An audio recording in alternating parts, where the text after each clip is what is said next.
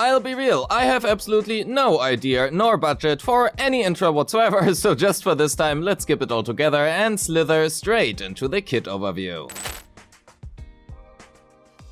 CISSIA is an electric attack sub-DPS who excels at providing a large amount of days, defense threat to electric damage and crit damage to herself and the team, but she can also be played as a hyper carry if you desire to do so. Let's begin with her unique resource, Venom. They are as per usual indicated below her HP bar. She can hold up to 6 stacks and begins combat with 3 stacks. While she has any stack of Venom, she will consume 1 stack every 5 seconds to trigger 1 instance of Corrode Bone, dealing damage and days, with the days dealt increased by 40 or 60%, depending on whether there are 1 or 2 electric agents in the squad respectively. This includes herself, so we only require 1 additional electric type agent to gain the full days increase. If CISSIA gains Venom while at maximum stacks, every access point gained will trigger 1 instance of Corrode Bone automatically. CISSIA gains Venom through various ways, and while we will cover them individually when the time is right, here is an overview table, pause if you need to. Lastly, while she possesses any stacks of Venom, the entire team's electric damage dealt will ignore up to 25% of the enemy defense, starting at 6%, increased by 1% for each additional 0.12 ER above 1.4. Means require an in-ER 2-piece set, ER in slot 6 and also a 60% ER main set on her weapon to gain the full bonus. Fortunately, the loss is not honestly too massive without her signature, but more on that later. The electric damage defense threat lasts up to 30 seconds after depletion, so it will have a permanent uptime unless you literally AFK her. With a stunner or another electric character in the squad, she will then also provide an additional 40% crit damage to the team, with an additional 10% to herself. Let's talk about the previously mentioned Corrode Bone. Corrode Bone is the damage instance triggered through her unique resource Venom, and it is a basic attack. It deals a good chunk of damage and days, both increased through her core passive, and makes also up for a large part of her damage profile. As an important mention, the days dealt by Corrode Bone should not be underestimated, and because of this, CISSIA effectively also works as a pseudo-stunner. Each trigger of Corrode Bone will also provide her with a 6% crit rate, stacking up to 3 times, and repeated triggers reset the duration. Basically means she has a permanent 18% crit rate inherent in her kit. She also features a 4-part basic attack, with the 4th hit restoring 2 stacks of Venom with an additional stack if the hit enemy is stunned, and we will not really use this in dual attacker teams too much, such as with a Seed for example, but it is integral when playing her as a hyper carry. Furthermore, CISSIA features a second resource called Serpentine Shadow, gaining 1 stack for every 6 Venom gained, capping out at 3 stacks. When she possesses at least 1 stack, we can hold down her basic attack to leap at the enemy, dealing a good chunk of damage, consuming 1 stack of Serpentine Shadow and all stacks of Venom. Each stack of Venom consumed will then also trigger 1 instance of Corrode Bone. If used with 6 stacks of Venom, it will trigger 6 instances of Corrode Bone in quick succession, and this will help building up a large amount of days very quickly. While we want to use this primarily outside of the stun window when played as a sub-DPS for quicker stun windows, when playing CISSIA as the primary carry, we want to use it at the end of the stun window for a large chunk of damage. End of the stun, because gaining access points of Venom while at full stacks will automatically trigger Corrode Bone instances. This means that it is better to use other skills and attacks before spending any Venom by holding her basic attack, as otherwise we would be losing damage from those additional triggers. Her dash dodge, dodge counter, quick assist, defensive assist, assist follow-up and also her special all work as we would expect them to work and do also nothing special, so we will skip them. Actually, as a small side note on her quick assist, it allows her to quickly transition into her special EX special or held basic, which can be relevant when playing with Astra or Sona. CISSIA's EX special requires 65 energy, refunds 5 energy upon use, grants 3 stacks of venom, and can also be held to consume additional energy, with every 20 additional energy consumed triggering an extra strike and granting 1 additional stack of venom. While holding her EX special is technically a damage loss when looking at it purely from an energy to damage conversion, it is often still worth doing so, as it is a very quick way to generate a lot of venom stacks while also feeding a large amount of steel charge to Seed. It also helps maintaining her signature weapon's uptime, as every 20 energy consumed will extend her weapon's buff duration by 3 seconds, although this is mainly really only relevant for hypercarry CISSIA. Lastly, her EX special can be directly followed up with her basic 4, and upon use her EX will also trigger a quick assist to the next character in the lineup. Both her chain attack and ultimate do what they are supposed to do, generate 3 stacks of venom, and will also trigger a quick assist to the next character. Additionally, her ultimate will also open up Ether Veil Cold-Blooded, a new Ether Veil, yippee, increasing all squad members' crit damage by 5% for 30 seconds. And that honestly is also already her entire kit. Most of her damage comes from her basics, followed by her ultimate and EX special, and because of that, focus first and foremost on her core skill, then her basics, followed by her EX and chain, then her assist, and lastly dodge. If you play her as a hyper carry, her dodge will become more important.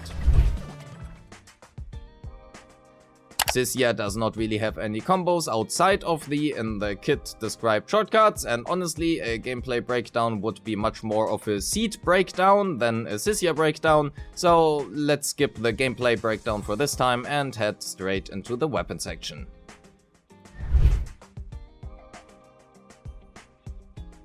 And most people skip right here, so hi, welcome, I hope you have a great day and my calculations will help you out. If you are not subscribed yet, please subscribe. Statistically, there is a good chance you are not yet subscribed. Thank you, I love you. CISSIA's best in slot weapon is her signature, but because she deals around 30 to 36% of the team's damage, at least as a sub DPS that is, her weapon options aren't all too bad. With Trigger, Cordis Garmina is her next best option, but as Seed is likely to hold her own signature weapon, unless you have 2 copies, this won't really be an option for most people. All the crit rate and crit damage stat stakes, such as Heartstring Nocturne, are up next, with Bellicose Blaze also finding a good spot in between. CISSIA's best free-to-play option is an R5 Drill Rig, and it is honestly really not that much behind other premium options. If you can make up for the lack of crit rate, it will perform just fine. And as a special side note on Starlight Engine here, at least with Trigger, you would need to switch around the team lineup to be able to make use of its passive, but this is much less of a problem when paired with Astra, and speaking of which, here are the calculations for Astra, so pause if you need to, it doesn't really change anything, but anyway. A 4-piece Astral Voice is CISSIA's best in slot, when played as a sub DPS that is, and also when paired with another quick assist providing character such as Trigger, Sona or of course Astra. In a full electric team, such as Seed, CISSIA and Trigger, a 4-piece Thunder Metal can be a good choice as well if you can maintain 100% uptime on shock, but honestly her best generic option is just a 4-piece Dawn's Bloom, which will serve just fine regardless of whether or not you are playing her as a hyper carry, as a sub DPS with a Seed, or also in a full electric team. I do want to mention in regards to Astral Voice that it does not really matter much whether or not CISSIA or Seed is holding the 4-piece Astral Voice. It matters honestly much more to just have one of it in your team, and whether Seed or CISSIA are holding it doesn't matter, just choose whoever you want. As for the 2-piece, I would recommend either of Swing Jazz or Moonlight Lullaby for the full 25% team-wide death shred, but honestly, a more damage-oriented option such as a 2-piece Branch and Blade Song, Astral Voice, Thunder Metal or also Hormone Punk will be just okay. Not using an ER 2-piece will lose you about 2% defense shred, so it really is not the end of the world, but I would recommend you to stick with a Swing Jazz if you can.